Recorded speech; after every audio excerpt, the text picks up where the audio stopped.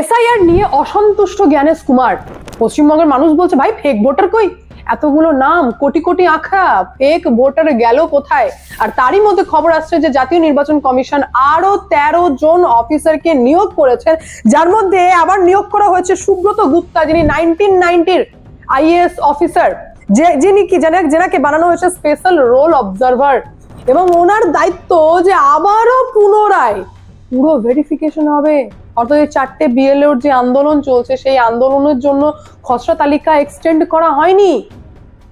জ্ঞানেশ কুমার নিজেই বুঝতে পারছেন না যে যেখানে বিহারের এসআইআর এ 65 লক্ষ নাম বাদ গেছে, যেখানে বেঙ্গল থেকে লাইভ রেকর্ডিং এর মাধ্যমে এত তথ্য সামনে এসেছে, বিভিন্ন তথ্য প্রমাণ নথি রয়েছে, সেখানে মাত্র 35 লক্ষ ভোটার, মানে হিসাব তো মিলছে না। আর দেখেন, হিসাব না মিললে মাথা কিচকিচ করে, স্যাটিসফ্যাকশন আসে না, বিভ্রান্তকর লাগে। আর কোথাও না কোথাও পুরো এসআইআর প্রসেসকে নিয়ে প্রশ্ন ওঠে যে এমন কি ঘটলো, এমন কে কাজ করলো, আর কি কাজ করলো যে ফেক ভোটারদেরকে আর খুঁজেই পাওয়া যাচ্ছে না। সমস্ত খবরের ডিটেলসে যাওয়ার আগে নমস্কার, আমি অদ্বিতীয়া রয়। আজকে আবার চলে এসেছি আমার ছোট্ট ইউটিউব চ্যানেল সঙ্গে অদ্বিতীয়ায়। আপনাদের সকলকে প্রণাম ও ভালোবাসা জানিয়ে আজকের লাইভ আমি এখান থেকে শুরু। আজকের ভিডিওতে আপনাদেরকে একের পর এক আমি তথ্য প্রমাণ এমন ভাবে তুলে ধরবো যেটা শোনার পর আপনারা নিজেরাই চমকে যাবেন। কিন্তু তার আগে এটাও বিশ্বাস করতে হবে যে মমতা ব্যানার্জি কিন্তু আপা হারিয়ে ফেলেছিলেন এসআইআর এর নামে। সেই কারণে বলেছিলেন যে এসআইআর হলে আমি দিল্লি হিলিয়ে দেবো। अरे जो आइन है आपका, जो कानून है, इसको हम बातिल करेगा, हम इसमें हम चेंज करेगा, हम ये नहीं मानेंगे। অভিষেক ব্যানার্জি 25 নভেম্বর, ডেটটা ছিল 25 নভেম্বর, যখন 25,000 নিজেদের কর্মীদেরকে নিয়ে ভার্চুয়াল বৈঠকে বলেছিলেন যে আপনাদেরকে দায়িত্ব নিতে হবে, 100% যেন এনুমারেশন ফর্ম জমা দেওয়া হয়। সেই আঁকড়া যেন 98.99% না হয়, সেটা 100% হতে হবে। আর সেই দিনে আমি ভিডিও করে আপনাদেরকে বলেছিলাম যে এখানে একবারও বললেন না অভিষেক ব্যানার্জি যে অবৈধ ভোটারদের নাম বাদ দিয়ে 100% জমা দিতে হবে। তিনি কিন্তু বারবার 2 ঘন্টার ভাষণে 6 থেকে 7 বার একটাই কথা বললেন, সেটা হচ্ছে 100% ইনামুরেশন ফর্ম জমা দিতে হবে। আর তারপর থেকেই একদিনের পর দিন, একটা দিনে আমরা খবর পাচ্ছি যে কোথাও কি শ্বশুরকে পিতা বানিয়ে ফর্ম ফিল আপ করা হয়েছে, কোথাও কাকাকে বাবা বানিয়ে ফর্ম ফিল আপ করা হয়েছে। মানে একাধিক তথ্য আমাদের সামনে এসেছে, যেখানে জানতে পারছি যে কারোর বাবা বাংলাদেশে রয়েছে কিন্তু ছেলে ঠাকুরদার নামে ফর্ম ফিল আপ করে জমা দিয়ে দিয়েছে। তাহলে ডিজিটাইজেশনই কি শেষ কথা? তো আমি বলছি একদমই না। আমরা যদি আঁকড়াতে যাই তাহলে জানতে পারবো 29 নভেম্বর সন্ধ্যা 6টা পর্যন্ত নির্বাচন কমিশন যে তথ্য দিয়েছেন, সেখানে জানা যাচ্ছে যে 35,23,800 জন ভোটারের নাম বাদ পড়ছে। প্রশ্ন হচ্ছে এটাই কি শেষ? শুভেন্দু অধিকারী বলছেন আমার কাছে আরো তথ্য রয়েছে। শ্রমিক ভট্টাচার্য বলছেন যে জ্ঞানেশ কুমারকে এসি রুমে বসে থাকলে হবে না, ওনাকে মাঠে নামতে হবে, কারণ পশ্চিমবঙ্গে আলাদাই সরকার চলছে, এখানে ফোকাস বেশি করতে হবে। আমরা তো জ্ঞানেশ কুমারকে বলছি যে আপনি দিল্লিতে বসে থাকবেন না, আসুন বাংলায় এসে দেখুন, একটু মুর্শিদাবাদে যান, মালদায় যান। এখন ব্যাপারটা হচ্ছে যে বিরোধী দলের জন্য এসআইআরটা মুদ্রা। আমি মেনে নিলাম যে বিরোধীরা এটা মনে করছেন যে ফেক ভোটার এবং ভুয়ো ভোটারের জন্য তৃণমূল কংগ্রেস জিতছে, কিন্তু তারা যেভাবে বেঞ্চমার্ক সেট করে দিচ্ছে যে 1 কোটি নাম বাদ যাবে, হতে পারে যে সেটা 1 কোটি হতে পারে, কিন্তু কাজটা নির্বাচন কমিশনের নাকি বিজেপি নেতার। এসআইআরটা মুদ্রা হতে পারে বিজেপির জন্য, কিন্তু এসআইআরই মুদ্রা হতে পারে না। আরো অনেক মুদ্রা রয়েছে আমাদের রাজ্যে, যেটাকে নিয়ে আমরা দেখছি বিরোধী দলের খুব একটা হেলডোল নেই, যতটা কি এসআইআর এর ওপর সম্পূর্ণ ভার ফেলে দিয়েছেন। ভাবছেন এসআইআরটা সঠিক হলে 1 কোটি নাম বাদ গেলে তবেই নাকি আমরা জিতবো। তো এই যে চিন্তা ভাবনা বিরোধীর রয়েছে, এটা অত্যন্ত মারাত্মক এবং মানুষকে আরো বেশি বিভ্রান্ত করছে। কারণ আমি মনে করে থাকি যে এসআইআর যেটা একটা কনস্টিটিউশনাল প্রসেস, আর যেটা এত ইম্পর্টেন্ট একটা প্রসেস, যেটার সঠিক হওয়াটা অত্যন্ত ইম্পর্টেন্ট, নাকি এখানে Trinamool Congress, BJP, CPM, TMC করা দরকার, ব্যাপারটা বোঝার আছে। আজ আমি আপনাদের সামনে একটি গুরুত্বপূর্ণ ইনফরমেশন দেবো, সেটা হচ্ছে আমেরিকাকে নিয়ে। তার আগে আমি আপনাদেরকে বলবো যে নিজেদের ফিনান্সিয়াল ফিউচারকে সিকিউর করে নিন, কারণ এই বিএলওদের চাকরি যেতে চলেছে যারা তৃণমূল কংগ্রেসের হয়ে ফর্ম ফিল আপ করেছে। তাই ফিনান্সিয়াল ফিউচারকে সিকিউর করতে গেলে স্টক মার্কেটে ইনভেস্ট করতে হবে। মার্কেটউফ এটি একটি সেবি রেজিস্টার্ড ট্রেডিং অ্যাপ, যেখানে প্ল্যাটফর্ম চার্জ লাগে মাত্র 99 টাকা লাইফ টাইমের জন্য। দেখুন আমি পিন দিয়ে লগ ইন করলাম, এবার ফলো ট্রেন্ডে ক্লিক করলাম, যেখানে আপনারা প্রফিটেবল ট্রেড দেখতে পারবেন যা বাজারে চলছে। এখানে অনেক কম টাকা থেকে আপনারা ট্রেড শুরু করতে পারবেন, যেখানে অন্যান্য অ্যাপে 3 গুণ লাগে। এখানে স্টপ লস ফিচার্স রয়েছে যা আপনাকে অতিরিক্ত ক্ষতির হাত থেকে বাঁচাবে। এখানকার ব্রোকারেজ ইন্ডাস্ট্রির সবথেকে লোয়েস্ট ব্রোকারেজ। দেখুন আমি স্টপ ট্রেডে ক্লিক করলাম আর এত কম সময়ের মধ্যে 1306 টাকা প্রফিট বুক করতে পেরেছি। এখানে সব কমোডিটিজ এ ট্রেড করতে পারবেন, যেমন gold, silver, crude oil, natural gas, সকাল 9টা থেকে রাত্রি 12টা পর্যন্ত। মার্কেটউফ ফ্রি রিকমেন্ডেশন দেয়, যেখানে 14 তারিখ পর্যন্ত আমার প্রফিট দেখুন 12,240 টাকা, জুন মাসে 70,468 টাকা, জুলাই মাসে 59,696 টাকা, অক্টোবর মাসে 58,207 টাকা আমি প্রফিট বুক করতে পেরেছি। এখানে প্রফিটের উপর কোনো রকম কমিশন লাগে না। সুতরাং দেরি না করে আপনারাও ডাউনলোড করুন মার্কেটউফ, যার লিংক আমি ডেসক্রিপশনে আর কমেন্ট বক্সে পিন করে দিয়েছি। ইতিমধ্যে 2 মিলিয়ন প্লাস ডাউনলোড অলরেডি হয়ে গেছে। সুতরাং ট্রেড করুন, নিজের দায়িত্ব করুন। চলুন ভিডিওতে ফেরা যাক। যেমনটা আমি আপনাদেরকে বললাম যে বিএলওরা তৃণমূল কংগ্রেসের হয়ে তারা কাজ করেছে, তাদের নিজের চাকরির থেকে অনেকটা বেশি ইম্পর্টেন্ট হয়ে দাঁড়িয়েছে যে তৃণমূল কংগ্রেসের জন্য সরকার টিকে যায়। কিন্তু তাদের বিরুদ্ধে তো নির্বাচন কমিশন পদক্ষেপ নেবেই। কিন্তু আমি আপনাদেরকে ছোট্ট সে ইকুয়েশন জানিয়ে দিই যে গভর্নমেন্ট চাইলেই এই সমস্ত অবৈধদেরকে ঘাড় ধাক্কা দিয়ে যে কোনো সময় বের করতে পারে। কারণ তৃণমূল আজ না হয় অবৈধ বাংলাদেশিদের পাশে দেশ বিরোধী কাজ করছে এবং তাদের পাশে দাঁড়াচ্ছে, কাল কিন্তু এই গভর্নমেন্ট নাও থাকতে পারে। সেম ভাবে আমেরিকাতে যখন ট্রাম্পের সরকার এলো, তিনি শুধু ট্যারিফ করেননি, এখন আবার ট্রাম্প বলছেন যে আমি রিভার্স মাইগ্রেশন করাবো। যারা অবৈধভাবে আমেরিকাতে ঢুকেছে তাদেরকে তো বার করবোই, যারা আমেরিকাতে ঢুকে বৈধ ডকুমেন্ট বানিয়ে বৈধর সাথে মিশে গেছেন তাদেরকে চিহ্নিত করে দেশ থেকে বার করব। কারণ আমার দেশের জন্য এরা খতরা মানে একদম ডেঞ্জার ব্যাপার, এদেরকে রাখাই যাবে না। এটা একদম পচন পদার্থ, যাদের জন্য আমার দেশ সুরক্ষিত নয়, যাদের জন্য আমাদের দেশের হসপিটালে ভিড় বাড়ছে, অপরাধ বাড়ছে এবং তারা আবার সরকারি প্রকল্পের ব্যবহারও করছে।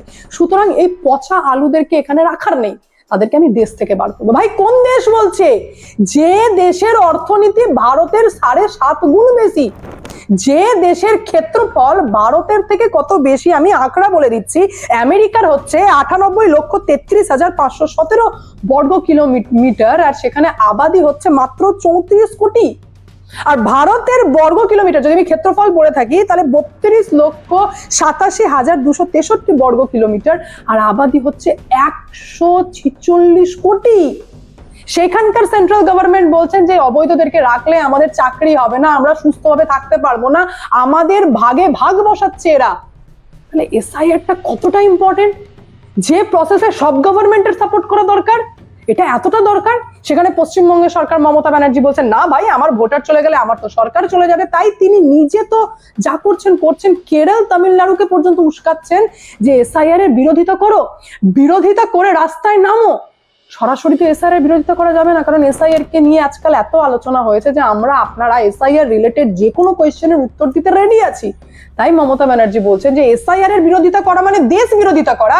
তাই এখন যেটা বলতে হবে যে এসআইআর প্রসেসটা বাড়িয়ে দাও, টাইম টেকেন করো, ভোটটা হয়ে যাক। তাই দিদি বলছেন যে বিএলওরা নাকি কাজের চাপে অসুস্থ হয়ে যাচ্ছে। ক্যালকুলেটর হাতে নিন, আমি আপনাদেরকে সিম্পল সা ইকুয়েশন জানিয়ে দিই যে একটি বুথ পিছু একটি বিএলও দেওয়া হয়েছে, অর্থাৎ একটি বুথে কটা ভোটার, বেঞ্চমার্ক হচ্ছে 1200 ভোটার। আরে ভাই আমি 300 বাড়িয়ে দিলাম, ধরুন যে একটি বুথে 1500 ভোটার, 1500 ভোটার একটি বুথে, তার মানে একটি ফ্যামিলিতে অর্থাৎ একটি বাড়িতে অ্যাভারেজে 3টে করে ভোটার থাকে, অ্যাভারেজে একটি বাড়িতে 3টে ভোটার থাকে, তার মানে একটি বিএলও কে 500টা বাড়ি ভিজিট করতে হচ্ছে। ভালো করে বুঝুন, এখানে 500টা বাড়ি ভিজিট করতে হচ্ছে, সময় হচ্ছে 30 দিন এসআইআর করার।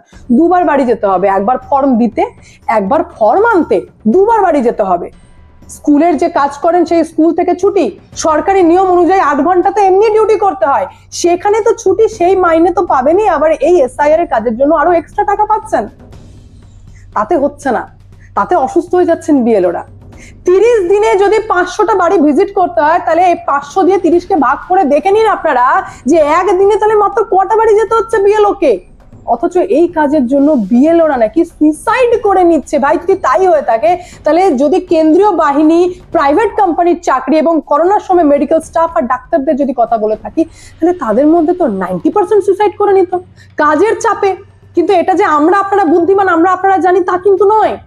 নির্বাচন কমিশনও বুঝতে পারছেন যেটা কতটা বাজে কথা এবং কতটা বাজেভাবে মমতা ব্যানার্জি এই ব্যাপারটাকে সামনে এনে কাজে লাগাতে চাইছেন, যেখানে বিএলওরা মারা যাচ্ছে বলে একটি স্পর্শকাতর বিষয়কে সামনে রেখে, মৃত্যুর মতো ব্যাপারটাকে সামনে রেখে তিনি খেলতে চাইছেন।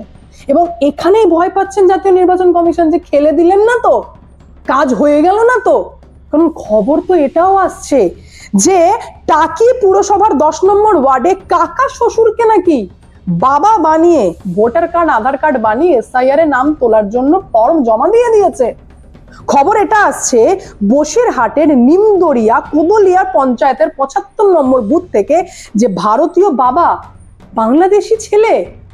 খবর এটা আসছে যে মৃত ব্যক্তির এনুমারেশন ফর্ম নিয়ে নাদিন নামে এক যুবক, যিনি হুগলি জেলার, তিনি নিজের নাম এসআইআর এ তোলার চেষ্টা করছেন। খবর তো জাতীয় নির্বাচন কমিশনের কাছে সম্পূর্ণ রয়েছে, আর পশ্চিমবঙ্গে যে অবৈধ ভোটার রয়েছে সেটা জাতীয় নির্বাচন কমিশন জানেন। কিন্তু বিষয়টা হচ্ছে আখড়া, যে বিহারে বাদ গেছে 65 লক্ষ, অথচ যে বিহার, রাজস্থান, মধ্যপ্রদেশ, উত্তরপ্রদেশ থেকে যখন ফেক কাউকে ধরা পড়ে, অবৈধ বাংলাদেশি ধরা পড়ে, তাদের বেশিরভাগ ভোটার কার্ড পশ্চিমবঙ্গের থাকে। রেড জোন হচ্ছে পশ্চিমবঙ্গ, অথচ সেখানে এসআইআর করতে করতে গিয়ে যখন 35 লক্ষ ফেক ভোটারের নাম সামনে আসছে, তখন কিভাবে জাতীয় নির্বাচন কমিশন ঘুমাবেন? কি করে ভাববেন তিনি যে পুরো এসআইআর প্রসেসটা সঠিক হয়েছে? আমার আপনাদের উদ্দেশ্য হচ্ছে 75 লক্ষ হোক বা 1 কোটি হোক, অবৈধ ভোটারের যেন নাম বাদ যাক, তারা যেন আমাদের রাজ্যে না থাকে। কিন্তু জাতীয় নির্বাচন কমিশন দেখছে ভাই আখড়াই মিলছে না। সেই কারণে বিএলওর 4টে বিএলওর ধর্ণা দেওয়ার জন্য ডেট এক্সটেন্ড করা হয়নি। ডেট এক্সটেন্ড এই কারণে করা হয়েছে কারণ জাতীয় নির্বাচন কমিশন জ্ঞানেশ কুমার নিজেই আখড়া মিলাতে পারছেন না, ভাবতে পারছেন না যে এত ভয়ঙ্কর রেজাল্ট কি করে হতে পারে। আর যেখানে সুপ্রিম কোর্টের দিক থেকে অলরেডি জাতীয় নির্বাচন কমিশন জানেন যে এসআইআর প্রসেস কিন্তু ভালোভাবে হয়েছে, যে supreme court 26 November CJI chief justice of India নিজের মুখে বলেছেন যে বিহারের অবস্থা থেকে আমরা অবাক, আমরা নিজেরা ভলেন্টিয়ার পাঠিয়েছি যেখানে 47 লক্ষ নাম বাদ গেছে, আমরা ওয়েট করেছি যে তাদের মধ্যে একজনও এসে অভিযোগ করুক, কিন্তু কেউ সুপ্রিম কোর্টে আসছে না, কেউ অভিযোগ করছে না। তার মানে এই প্রসেস যে সাকসেস আর এসআইআর যে সঠিকভাবে হয়েছে, জাতীয় নির্বাচন যে সঠিকভাবে কাজ করেছেন সে বিষয়ে কোনো সন্দেহ নেই, সুপ্রিম কোর্টেরও কোনো সন্দেহ নেই, কিন্তু পশ্চিমবঙ্গের একই রেজাল্ট।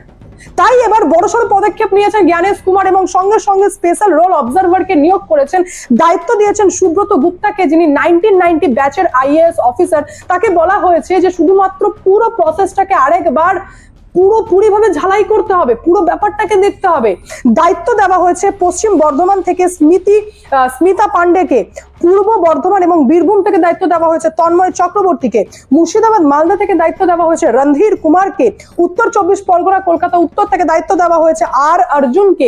এইভাবে টোটাল 13 জন অফিসারকে দায়িত্ব দেওয়া হয়েছে কোচবিহার, আলিপুরদুয়ার, জলপাইগুড়ি, বিভিন্ন এরিয়ার যে এসআইআর এর এনুমারেশন ফর্ম জমা দেওয়া হয়েছে, যেটা ডিজিটালাইজেশন করা হয়েছে, যাকে ডিজিটাইজেশন বলা হচ্ছে, অর্থাৎ যেটা কাগজে আপনারা ফর্ম ফিল আপ করেছেন সেটাকে ডিজিটাল ভাবে আপলোড করা হয়েছে, সেই পুরো প্রসেসটাকে আবার ঝালাতে হবে। অর্থাৎ পুনরায় পুরো প্রসেসকে ঘেঁটে দেখা হবে যে কেউ কোনো রকম ভাবে অবৈধ লোক যে কোনো রিলেটিভকে সামনে রেখে সম্পর্ক দেখিয়ে তাদের নাম এসআইআর এ তুলে নিচ্ছে না তো।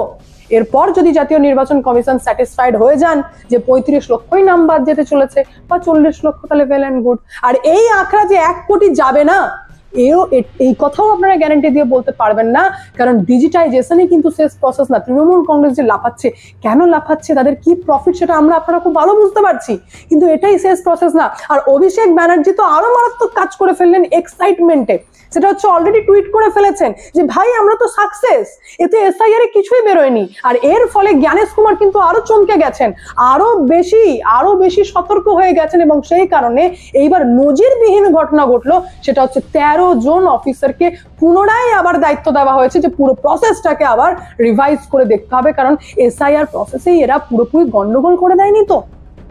অর্থাৎ যতক্ষণ জাতীয় নির্বাচন কমিশন স্যাটিসফাইড হবেন না ততক্ষণ আপনারা সঠিক তালিকা দেখতে পারবেন না। আর থাকলো কথা বিভিন্ন নেতাদের বিভিন্ন বক্তব্য, আমি সেই সমস্ত নেতাদের বলবো এসআইআর একটা কনস্টিটিউশনাল প্রসেস, আর যেটা সঠিক হওয়াটা অত্যন্ত বেশি গুরুত্বপূর্ণ। সুতরাং এসআইআরই আমার একমাত্র মুদ্রা, এসআইআর নিয়েই আমার কাছে তথ্য প্রমাণ রয়েছে, এটা না করে আমাদের রাজ্যে ভোট আসছে আমরা বুঝেছি, সেটাকে নিয়ে অনেক দিক থেকে মমতা ব্যানার্জিকে ঘেরা, তৃণমূল কংগ্রেসকে ঘেরা বা অনেক টপিক রয়েছে অ্যাটাক করার। শুধুমাত্র এসআইআর কে নিয়ে পড়ে থাকলে হবে না।